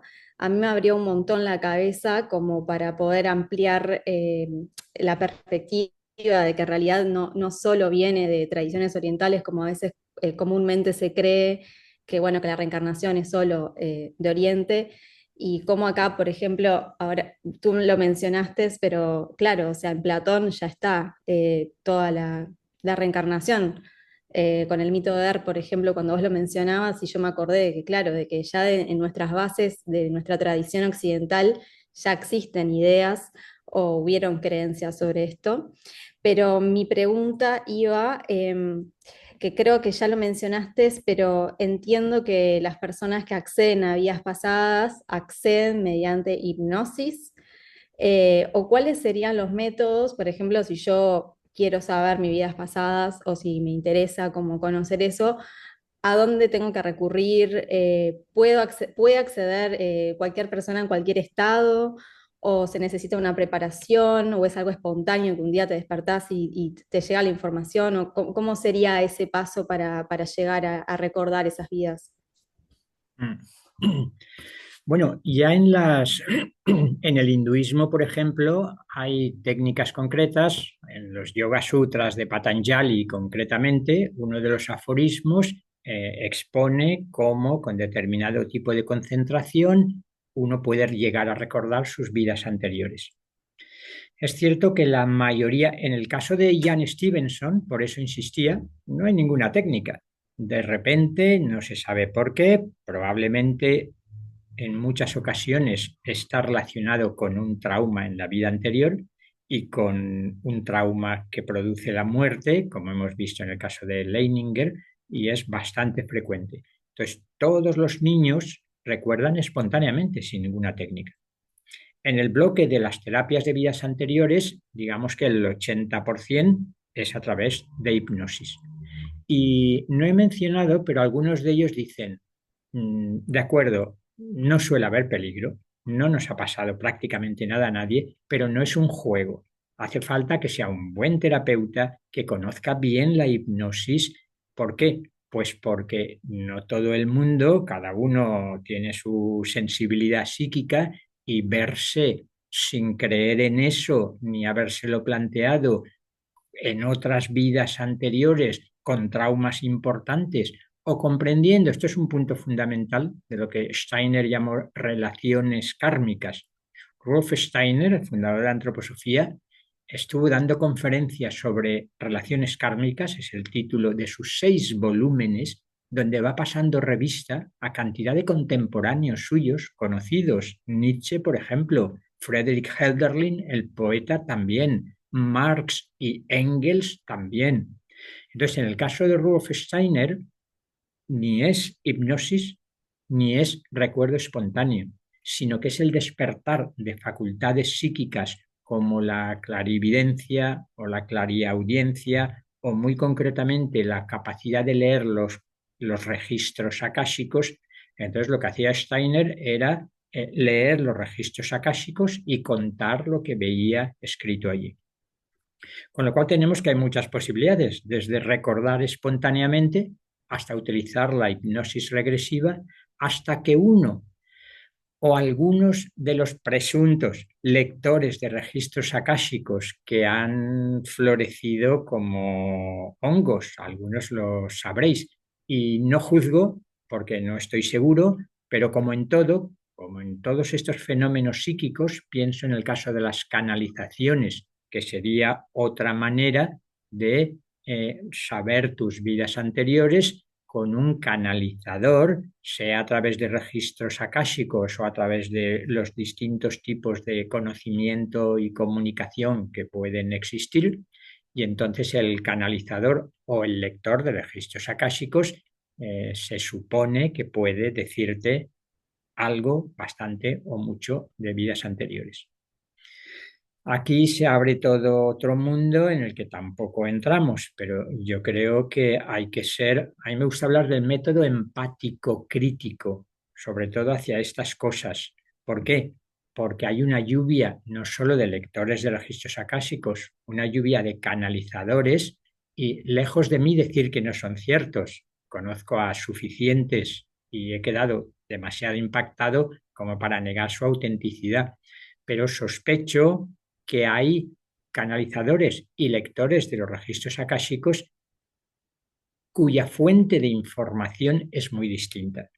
Si hablamos de una serie de planos y de esos 7 los subdividimos, como es frecuente, en 7 subplanos en cada uno, yo diría que el canal puede sintonizar con fuentes de información muy distintas, de todos los niveles y subniveles y de todos los colores, entiéndase entre comillas.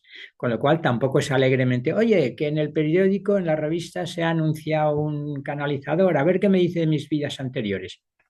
¿Por qué no? Quien quiera. Pero desde mi perspectiva hace falta enfocar esto con un método empático crítico. ¿Qué quiero decir con eso?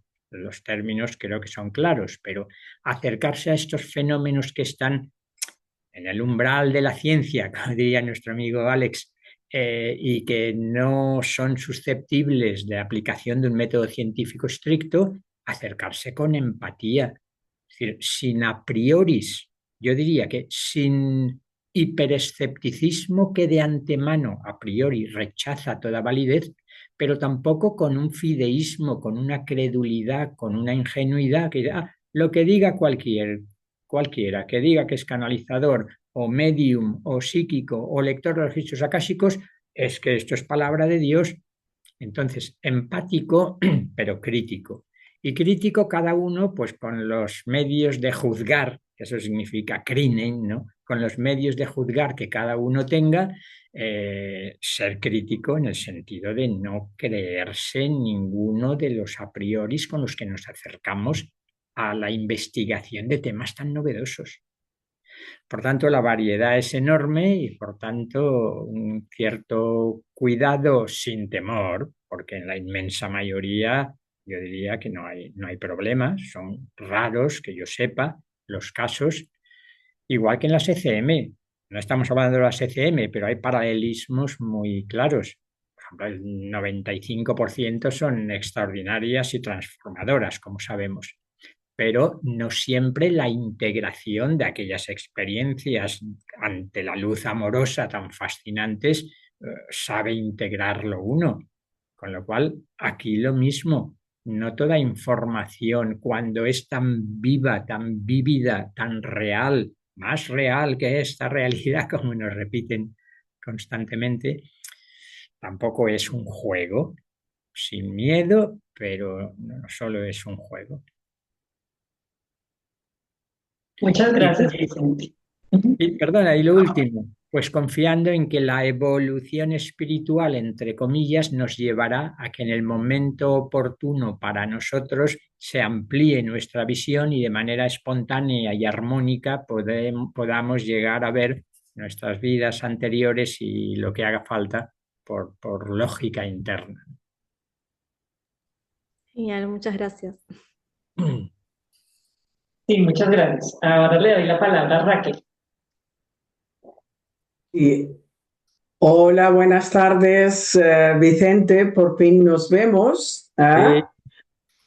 Por fin nos vemos las caras. Pues aquí estamos. Y lo primero que quiero es alabar tu grandísimo conocimiento, tu grandísima sabiduría, que son dos cosas, intelectual y espiritual, al mismo tiempo. Es una maravilla escucharte.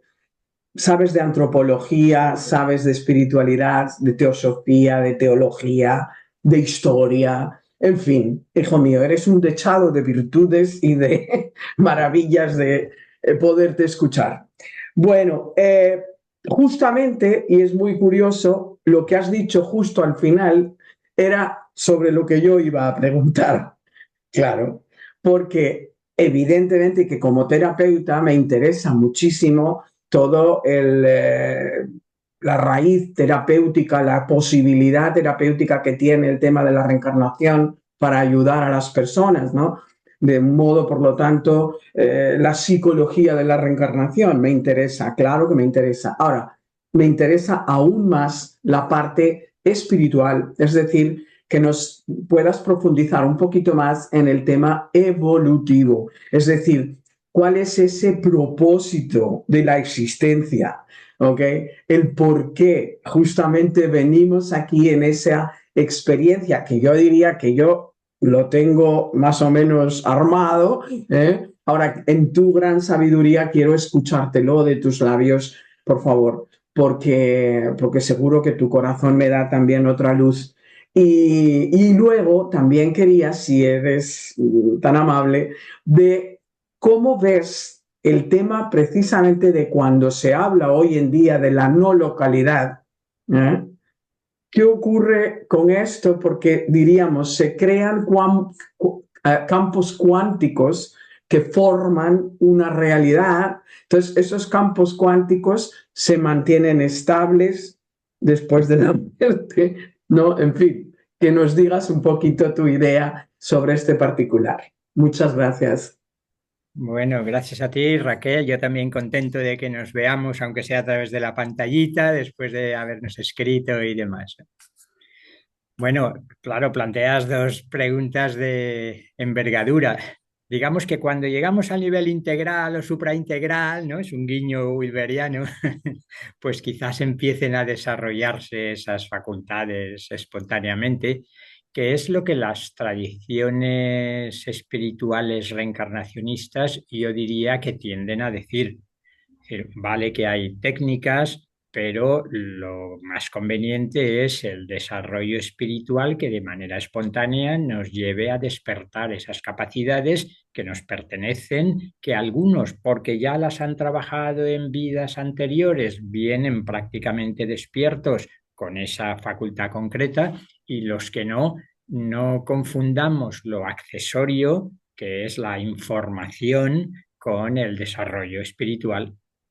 Entonces, claro, si casi metafóricamente o no solo metafóricamente podríamos decir, si todos los recuerdos están en esa maravilla que es el centro de nuestro corazón, el anahata, pues entonces despertemos los pétalos de anahata, del chakra cardíaco, porque ahí vamos a encontrar todas las vidas anteriores, todas las relaciones.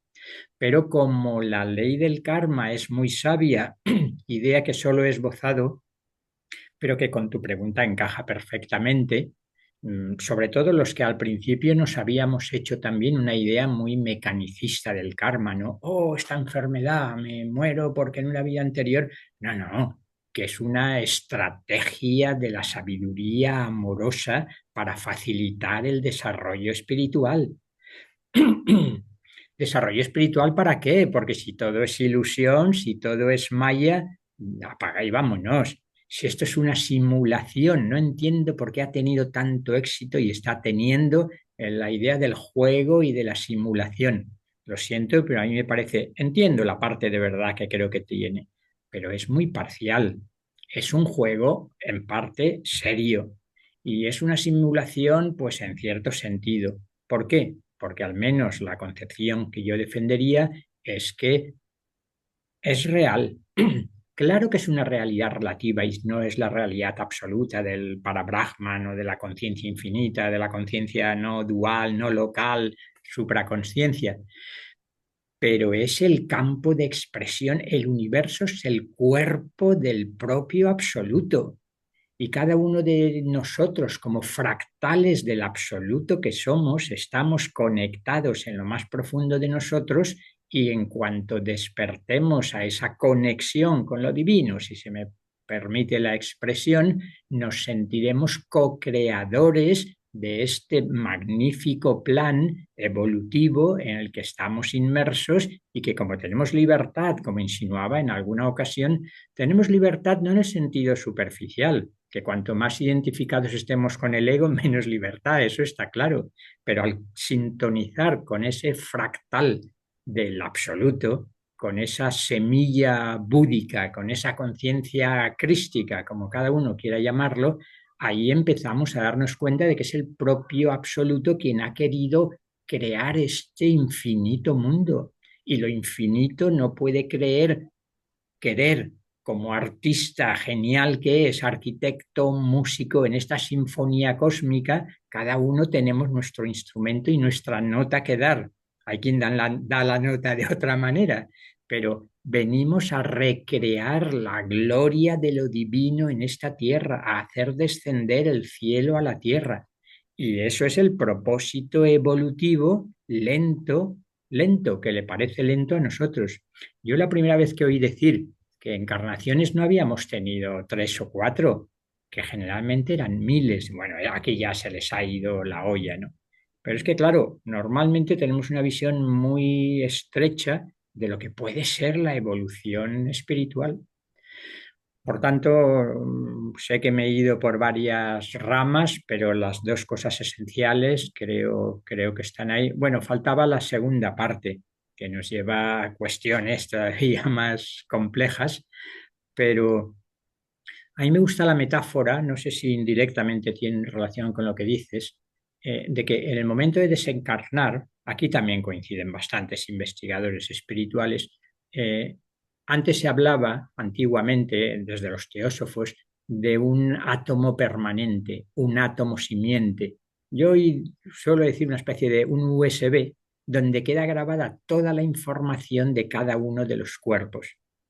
Eso hace que el alma, si se me permite la expresión, el sujeto autoconsciente, se lleve en un estuche las semillas de cada uno de los cuerpos, y cuando toca el descenso se pone en marcha magnéticamente el átomo simiente del mundo mental, por ejemplo, y lo que hace es atraer energía mental de la frecuencia vibratoria matemáticamente idéntica a la que correspondía a mi evolución. Y cuando desciende al plano emocional, lo mismo. El átomo simiente del plano emocional destapa la información que tiene de vidas anteriores y me creo un cuerpo emocional que me va a facilitar o a dificultar mi inteligencia emocional. Hasta para lo emocional decimos inteligencia, qué cognicéntricos que somos, ¿no? Y de esa manera se ve un poco la lógica de la reencarnación y el karma. Y para aquellos que no pueden ser conscientes de los planos superiores cuando estamos desencarnando, se quedan como un poco dormidos y pasan los señores del karma a decirles, tocan en la puerta y les dice que, no, que os toca una nueva encarnación y una charlita previa para ver lo que os convendría que hicierais o allá vosotros, que aquí tenéis una visión más clara que cuando os encerráis en ese estuche de carne, de tierra. Así es que, claro, ahí hay un proceso de conservación que luego se expresa en capacidades y habilidades. Lo que muchos han visto y han dicho es que el intento de explicar por herencia genética las capacidades y las habilidades que algunos tienen desde muy niños se muestra insuficiente y es mucho más comprensible si uno ha estado trabajando durante muchas vidas, la maestría en música o la maestría como terapeuta o como sanador y ha sido chamán en 5 vidas anteriores, pues ahora viene con una tendencia que desde su inconsciente, quizá más supraconsciente que subconsciente, va empujándonos más allá de nuestra pequeña visión egoica a estudiar o a prepararnos en aquello para lo que estamos kármicamente llamados. Bueno, no sé Muchas si habla de gracias. demasiadas cosas, pero poco de lo último que tú decías. Muy amable, muchas gracias. Gracias a ti, Raquel. Sí, gracias Raquel por la pregunta. Vicente, tenemos tres manos levantadas. No sé si nos podemos extender unos 10, 15 minutos más máximo para poder abordar las tres preguntas. Sí, sí. Si se hacen las tres, intento relacionarlas y si no, una detrás de otra, no importa. Sí, yo creo que una de las dos. Bueno, entonces, Hugo, Bien, bueno, muchas gracias Vicente, impecable tu presentación. Mi pregunta va a ser cortita teniendo en cuenta el tiempo que nos queda. Eh, para mí, en lo personal, yo llego a la de alguna manera convicción de la reencarnación, tal vez no tanto por la historia de las tradiciones y de las distintas ideas, sino porque vos lo has mencionado en tu presentación por ver en mi día a día el propósito de aprendizaje evolutivo de esa subyacente reencarnación que se manifiesta por algo que vos también pusiste en una de las placas, que somos co-creadores, y de alguna manera siento y experimento que cuando aprendo el propósito de mi experiencia, desaparece de mi futuro, ¿no? Entonces, yo siento que llego a esa convicción de la reencarnación desde un lugar distinto, que es desde mi experiencia del día a día. Quería hacerte la pregunta a vos de este pensamiento.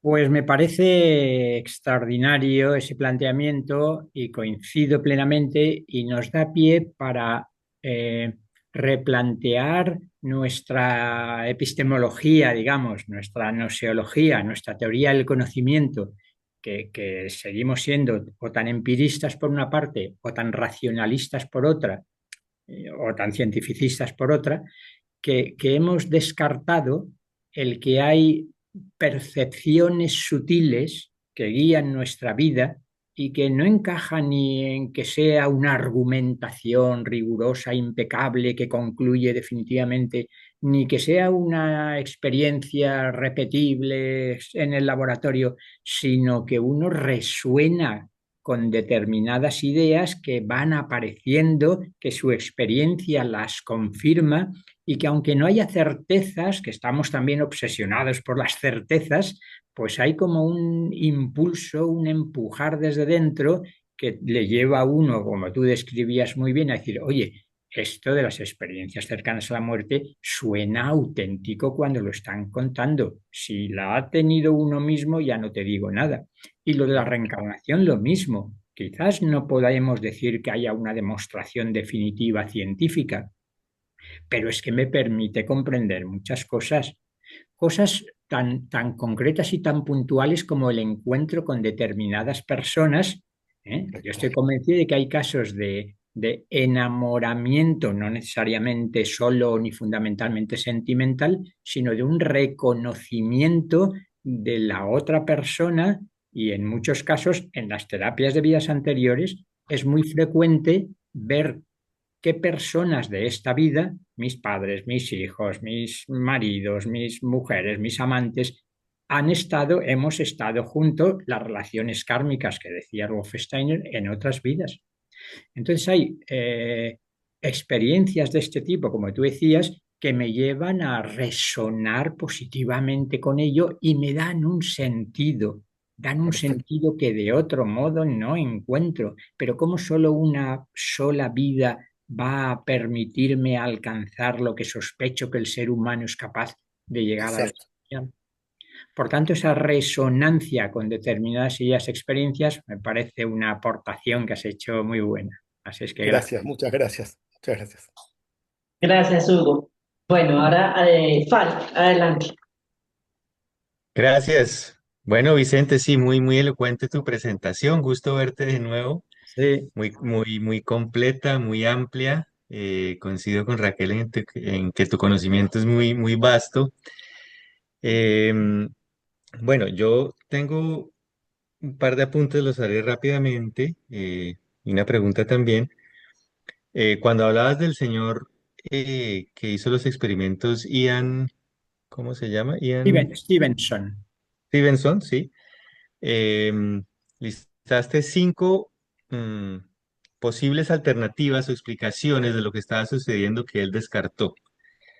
Las dos últimas eran el inconsciente colectivo y la percepción extrasensorial. Eso era lo primero que no me quedó muy claro, esas por qué se descartan como algo que pueda estar sucediendo. Y en relación a eso, a mí se me ocurrió si tal vez en estas investigaciones también se habla de la posibilidad de que la persona, lo que esté recordando, no sea de ella misma, sino vidas o situaciones de otras personas, pero que por alguna razón las está recibiendo, ¿no? O percibiendo, digamos, porque está en un lugar donde sucedió, puede ser. Y ya por último, en términos de los pueblos indígenas, lo digo porque soy antropólogo, hay una marcada tendencia relacionada a la cuestión del karma, a que las consecuencias de tus actos tienen efecto en esta vida. Lo que tú hagas o no hagas o cómo lo hagas genera equilibrios y desequilibrios por los cuales debes responder o pagas, como dicen ellos, en esta misma vida, es decir, los efectos son más rápidos. Entonces, solamente te quería preguntar eso, cómo verías que podría encajar, si ese proceso evolutivo Mm. eh, sería, digamos, tanto en esta vida como más ampliamente a través de todas las vidas, o cómo lo verías tú. Claro, claro.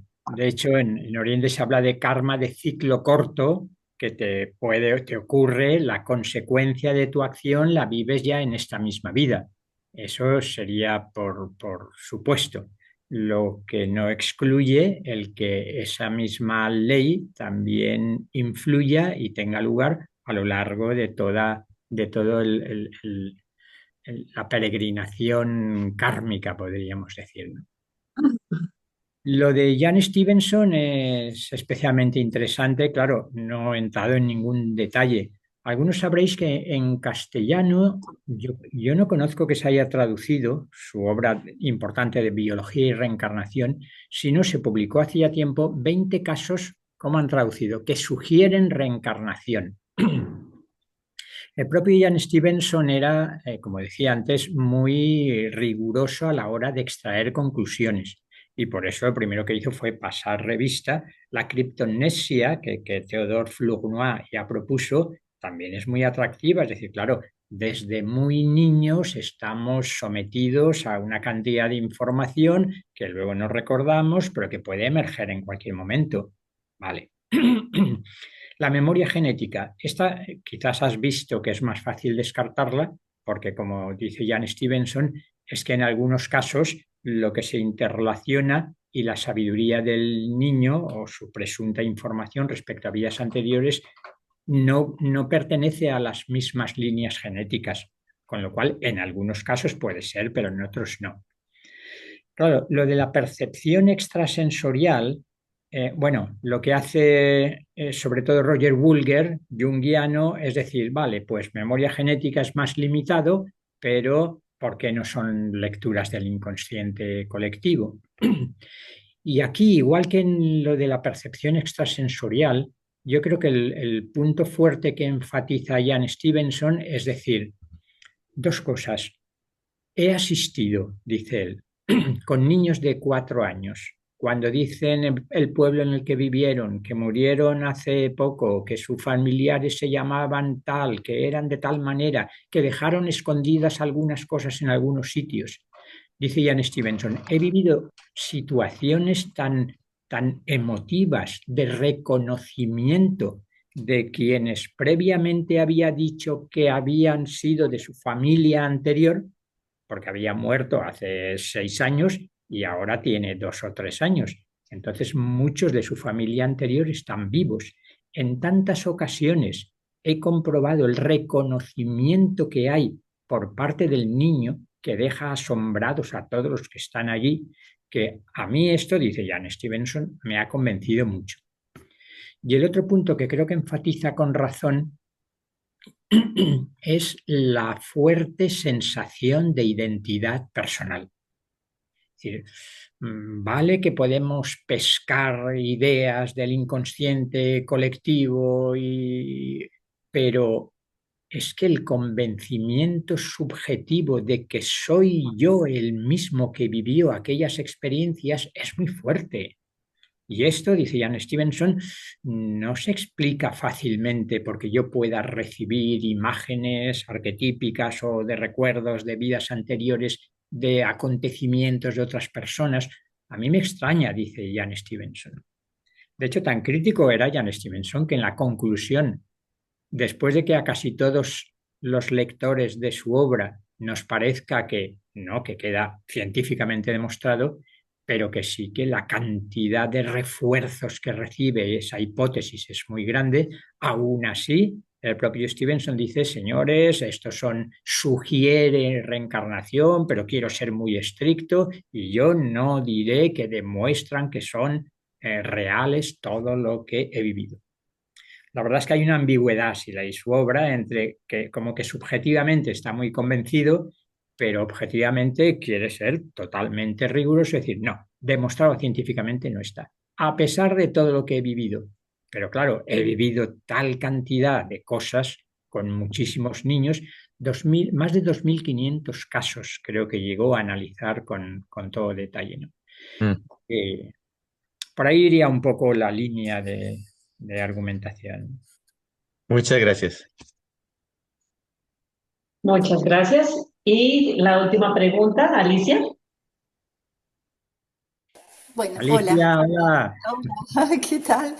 Bueno, gracias, muchas gracias Vicente. Y además yo eh, quiero contarles que con Vicente no nos conocemos personalmente, pero Vicente me ha acompañado tanto en mi despertar. Bueno, como algunos saben que vengo del psicoanálisis y del materialismo puro y duro, como digo siempre.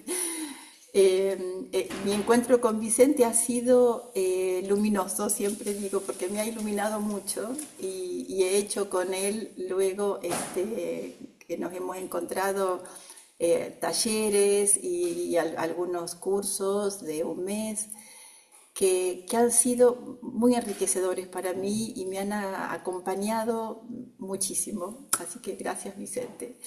Y bueno, cortito, tengo muchas preguntas, pero una que siempre, a la que siempre vuelvo es al libre albedrío, eh, que me cuesta un poco porque, bueno, algo has dicho hoy que me pareció bueno, que es que el libre albedrío o esta libertad que tenemos se pone en juego cuando vivimos desde el alma, no desde el ego. Entonces, bueno, ahí se me aclaraba un poco porque, bueno, uno ve tanta gente, ¿no? Bueno, yo también he sido terapeuta tantos años, que siempre hay una decisión del sujeto en algún punto, ¿no? Y este libre albedrío de, bueno, es cuando uno despierta o también en no querer despertar y no poder cumplir con lo que venimos en esta reencarnación, ¿no? Bueno, sí, como que se amplía bastante. Gracias, Alicia. Claro, la cuestión de la libertad es una de las cuestiones que ha traído de cabeza a los filósofos y teólogos, junto a la cuestión del mal, que quizás están muy relacionadas. Yo creo que es donde más se han perdido muchas veces, ¿no? Yo creo que hay que empezar reconociendo la cantidad de condicionamientos que obviamente tenemos, desde genéticos hasta psicológicos, sociales. eh, Tenemos muchos condicionamientos.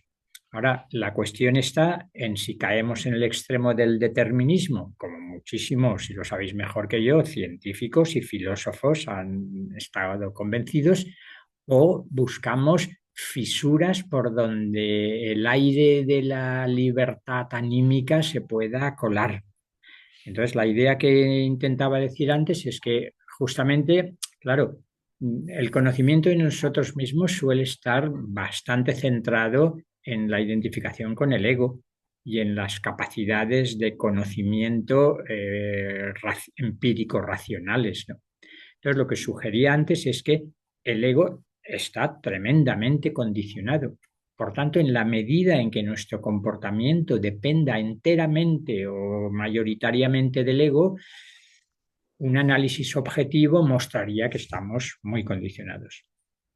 Y por eso las psicologías más académicas funcionan bastante bien cuando analizan a las personas que están más centradas en su constructo psicológico egoico.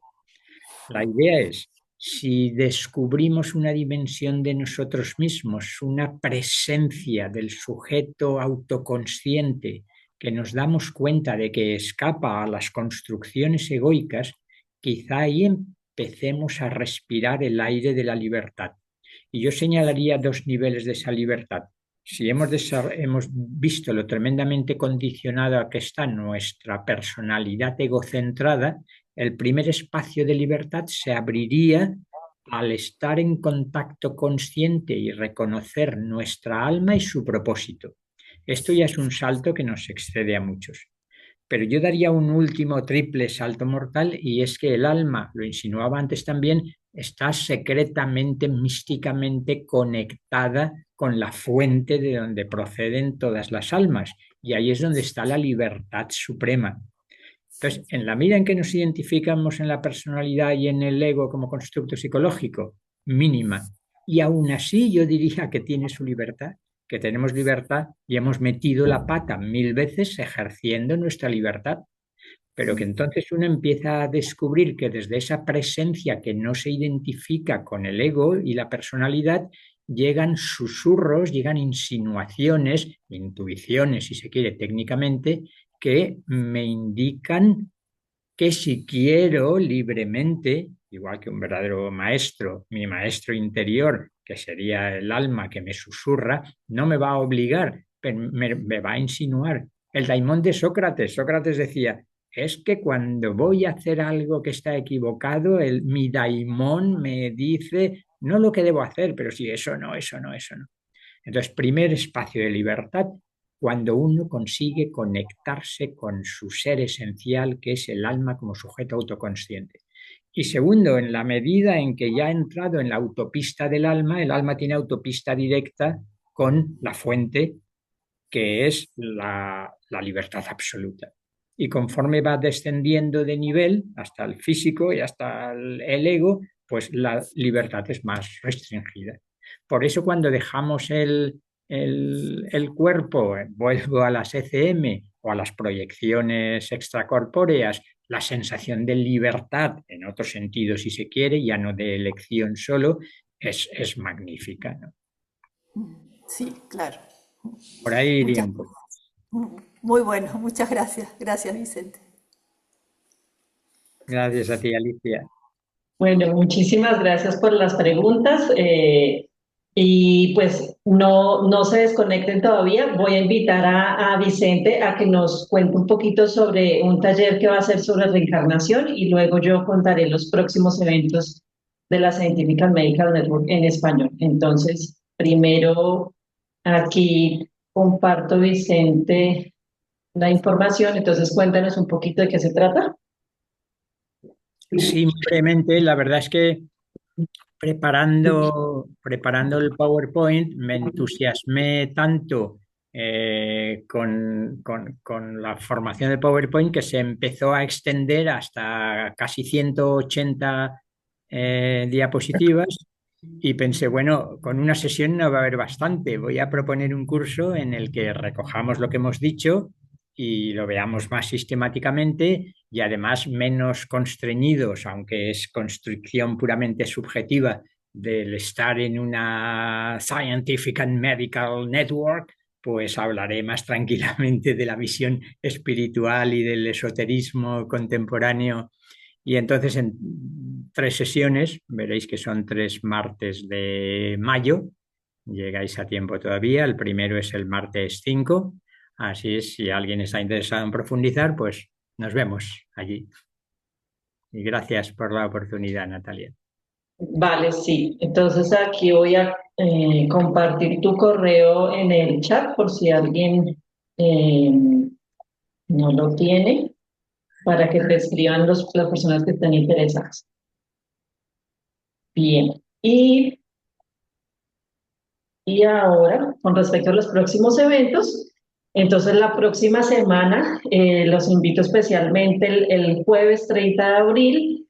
Es un evento de esos que son especiales porque nos unimos con la Scientific American Network de toda la vida para hacer un evento de interpretación simultánea al español. O sea, Dean Radin, que es el director de IONS, el Instituto de Ciencias Noéticas de Estados Unidos, es una organización supremamente reconocida, digamos, de los partners o de esas organizaciones aliadas más relevantes para la Scientific and Medical Network. Él es el director, codirector pues, de esta organización.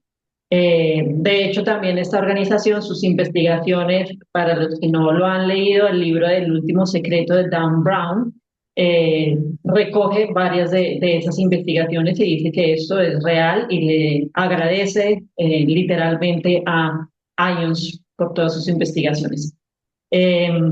Entonces, pues los invitamos al evento de la ciencia de la magia, cómo la mente teje la estructura de la realidad. Y pues Gabriel estará compartiendo en este momento en el chat para todos el link para que puedan conseguir las entradas. Este evento, digamos, no se puede compartir de manera gratuita porque pues tiene intérpretes ahí que están haciendo una labor bastante importante para traducir simultáneamente.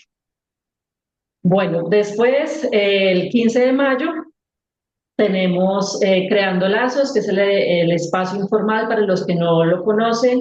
Es un espacio que hacemos mensualmente, donde ahí sí no se graba, no hay agenda, no hay tema en específico, sino nos juntamos como entre amigos para compartir ideas, compartir experiencias, crear lazos, literal, todo en un entorno de muchísimo respeto, empatía.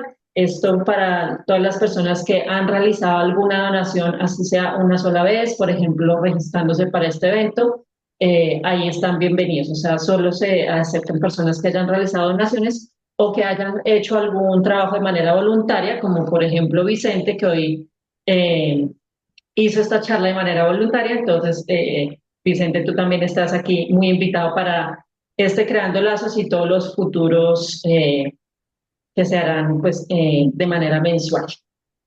Y después tenemos el 29 de mayo, Experiencias fuera del cuerpo, un acercamiento científico con Marina Weiler. Ella es profesora asistente de DOPS, justamente de la Universidad de Virginia que comentó Vicente Merlo, el Departamento de Estudios Perceptuales que fundó Ian Stevenson, del que hemos hoy hablado bastante. Entonces, Natalia, perdona, cariño, es que no se está viendo lo que estás poniendo, solamente estamos con el curso de Vicente Merlo. Ah, perdón. Yo pensé que Claro, sí. por eso. Es que el de Dean no se ha visto. A ver, ahora sí. Ahora creando lazos, sí. Ah, bueno, El, paso muy rápidamente. Este es el de Team Rating. Yo pensé que sí se estaba mostrando, disculpen. Algo sucedió ahí. Luego es Creando Lazos. Y finalmente el que estaba comentando de Marina Weiler de Experiencias Fuera del Cuerpo. Eh, entonces, pues ella trabaja en el Instituto DOPS de la Universidad de Virginia y va a hablar de manera muy también muy científica, muy rigurosa, muy seria, así como hoy lo ha hecho Vicente con un tema que es delicado abordar como el tema de la reencarnación, pues igualmente es delicado abordar el tema de experiencias fuera del cuerpo o out of body experiences, como lo llaman en inglés. Entonces, todos invitados para que nos acompañen en estos dos eventos. ¿Listo? Entonces, con esto, pues, finalizamos el día de hoy. Vicente, muchísimas gracias por tu charla. Gracias a vosotros y a todos los presentes. Bueno, muchísimas gracias a todos, a todas por estar aquí, a todos los que se conectaron también por YouTube, todos los que están viendo la grabación y pues nos vemos en próximas oportunidades.